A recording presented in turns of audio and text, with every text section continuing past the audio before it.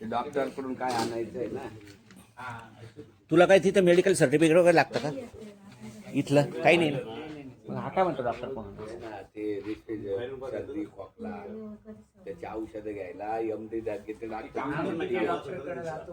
त्याची चिठ्ठी घे आणि यायचं मेडिकल आहे तिथून घेऊन टाकायचे एक एक स्ट्रीप. जुलाब मला विमान लागतं का तुला?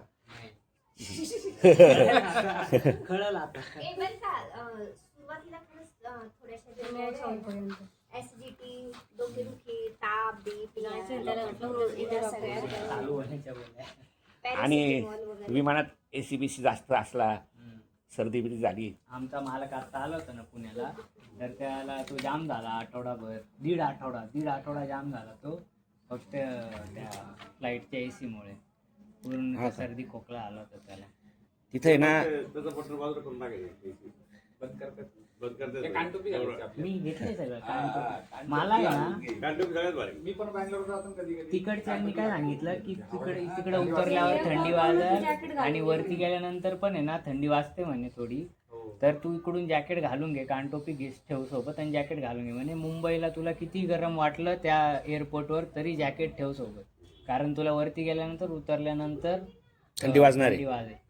मला जास्त नाही का पिक्चर मध्ये जॅकेट घालून उतरतात मोठं जॅकेट गुडघ्यापर्यंत जॅकेट असतं. ते सिलसिलामध्ये अमिताभ बच्चनने घातलेलं आहे. सिलसिलामध्ये अमिताभ बच्चनने घातलेलं आहे. असं ते फर असलेली हां.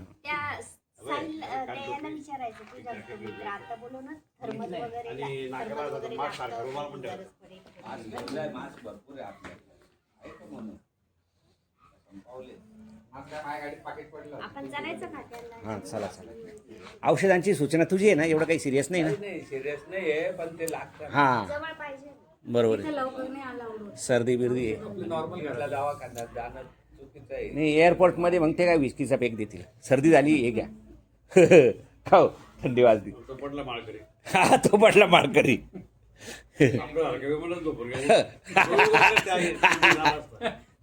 चला स्टॉप आला तुमचा. जॅकेट घालूनच जायचं लेखात आणला हे आणलं का? अच्छा. हां कान झाकले पाहिजे आणि नाही त्याची सगळी प्रिपरेशन झाली आहे. हे आपलं कन्फर्मेशन आहे तर त्यांनी काय काय केलेलं आहे. ट्रायल दाखवतो उतरला. अच्छा असा विमानात बसणार आहे का तू? ते परत खाली एअरपोर्टवर फोटो काढतात. पण अशी आता वर्षभरात आहे ना ते छोटं झालं पाहिजे. वाढली पाहिजे तिकडे वाढूनच येईल तो. थंड राहतं ना हवामान. तिथे एक तर नव्हते आणि ऑनलाईन मागायला आहे ना ते 29 ला येणार होते. काय असंच काय ते ना. तू व्हेजिटेरियन आहे का? नॉन व्हेज खातो ना तू? मग विमानामध्ये घ्यायचं ना, चिकन मागवायचं, बर्गर मागवायचं आणि उतरण्यापूर्वी जेवणच घ्यायचं विमानात. रफ खाऊन घ्यायचं. म्हणजे खाली उतरून पाऊंडचा खर्चच नको. विमानातच खाऊन घ्यायचं दापा आदप. नाही ते विमानात जेवण ही 2-3 वेळा गेली होती. ही 2 वेळा गेली होती जेवणच गेले नाही. अहो कोणाचं तरी ऐकलंय मी असं. आता ती जाणार नाही असं कसं जाईलच ती सुद्धा. नाही पण ते जाऊन आले ना त्याला त्यांना माहिती ना जेवणच करते जेवण जात नाही. फक्त बसून राहायचं. -10 डिग्री. अरे वा हे तिकडच्या साठी का खास? तिकडच्यासाठी म्हणजे जास्त हा -10 डिग्री. कोणी आपल्याकडे पण जातं. हां मनालीला नाही. हे केवढ्याला मिळालं? केवढ्याला मिळालं ते? हे 3-3.5. राहू दे लेबल राहू दे ना. ते जर म्हटले गॅरंटेड वस्तू आहे का? अच्छा ते पॅकिंग याच्यात राहील ना तुझं? नाही घालून जायचं बरोबर.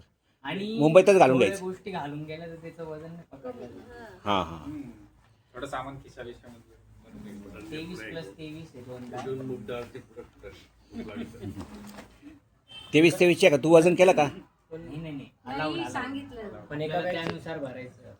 अच्छा 23 किलो. एका बॅगचं 23च पाहिजे का? म्हणजे एकामध्ये 25 आणि दुसऱ्या याच्यात 21 भरलं तर किती वाजता निघाला लागेल मग? 4ला. पहाटे 4ला. 4 तास आधी तिथं 6, 7, पोहोचायचं. 8. बरोबर आहे 4ला निघावं 5 तास आधी पोहोचायचं. आणि मुंबई ना ट्रॅफिक पहिलं जर 4ला नाही गेलं दुसरं म्हणजे असं आहे, तर चव्हाट्याचा निकम आहे ना बरं का, निकम चव्हाट्यातला तो दत्त माझा मुलगा तो जर्मनीला जायचा मायक्रो कंपनीकडून. पहिल्या वेळेस गेलो ना तर मला फार ओळलं ओळून लावून आता चालला विमानाने चालला. त्याच्यानंतर म्हणून मी दुसऱ्यांदा गेलो, तिसऱ्यांदा गेलो. मी नंतर घरचे मला ते त्यांसारखं सोडत पुण्यासारखं पुण्याला कसं आता रेग्युलर येणार आणि काही ओळलंही नाही काही नाही. 13 वेळेस त्याला जर्मनला जाऊन आलो. त्याला वाटलं ते नेहमीच झालं. त्यांनी मला स्वतः सांगितलं हा ना, मायकोवाले बरेच पोरं जर्मनीला गेले होते मध्यंतरी.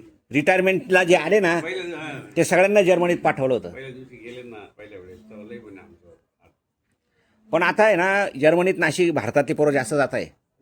जर्मनीत फक्त त्यांची लँग्वेज शिकायची असते. काही माझा एक मित्र आहे मेकॅनिकल इंजिनियर, मित्राचा मुलगा, तो तिथंच आहे. 4 वर्ष झाले जर्मनीत. जर्मनीत जास्त स्कोप आहे आणि प्रॉब्लेम्स कमी आहे. इतर देशांपेक्षा जर्मनीतले प्रॉब्लेम्स कमी आहे. नाही, रशियामध्ये कमी पैसे लागतात MBBS. आणि जर्मनीत असं आहे, त्यांची लँग्वेज यायला पाहिजे, ही अट असते त्यांची तिथं. शिकतात एक महिना शिकतात एक महिना हां. आपण बसून गप्पा मारत होतो. काय रे ऋषी? फोनवरून.